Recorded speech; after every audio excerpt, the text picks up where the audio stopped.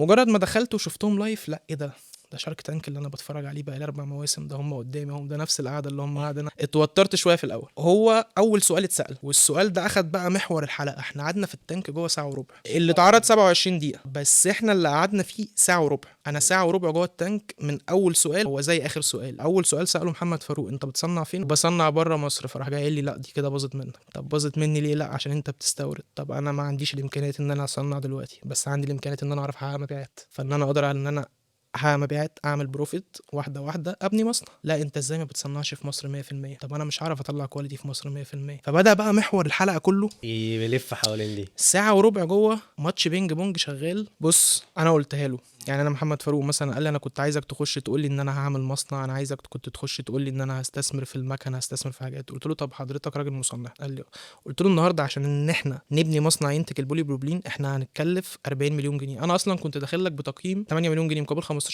بحيث ان انت هترفعهم معايا مثلا ل 25%، فانا هوافق. فانا النهارده عارض لك 8 مليون مقابل 15%. طب انا عشان اعمل مصنع عايز 40 مليون جنيه، اخش اقول لك اه هي الشركه انا عايز 40 مليون جنيه مقابل 100% من الشركه، اديك الشركه؟